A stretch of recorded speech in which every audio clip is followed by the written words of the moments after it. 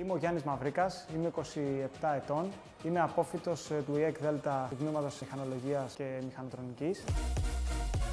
Μου άρεσαν τα αυτοκίνητα από πολύ μικρός. Μου άρεσε να οδηγώ, μου άρεσε να κατασκευάζω, ειδικά όταν είχα τηλεκατευθυνόμενα οχήματα. Είχα αρκετές εμπειρίες με καρτ και ήθελα να κάνω και το χόμπι μου επάγγελμα, αφού τα οχήματα μου άρεσαν πάρα πολύ.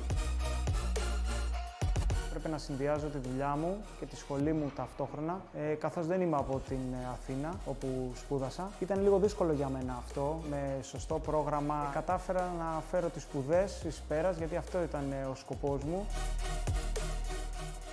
Ένα από τα πράγματα που μας έμαθαν οι καθηγητές μας είναι η διαχείριση των πελατών σε σχέση με το χρόνο, το πόσο απαιτητικοί είναι και πώς πρέπει να τους συμπεριφερόμαστε έτσι ώστε να είμαστε και εμείς σωστοί απέναντί τους.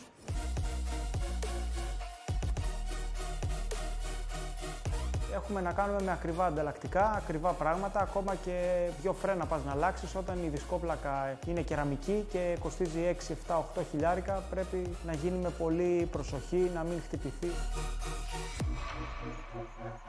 Είναι πολλές και είναι πίσω από το όνομα κυρίως Καλτσάς. Δεν μπορώ να πω κάτι άλλο. Ο άνθρωπος αυτός έχει έναν ιδιαίτερο τρόπο να μεταδίδει γνώση στους μαθητές του. Έχει ένα ιδιαίτερο χιούμορ και σαν ανάμνηση από το ΙΕΚ κρατάω αυτόν, τις γνώσεις που μας μετέφερε, ο τρόπος που το έκανε και το πώς πέρασαν αυτές οι 2 χρονιές.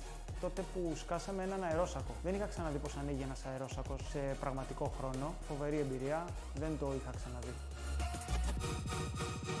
Πρέπει να το θέλεις πάρα πολύ, πρέπει να σου αρέσει όλο αυτό, να ακούς τι σου λένε οι καθηγητές, να αφομοιώνεις τα πάντα, γιατί αυτό θα σε βοηθήσει να πας μπροστά.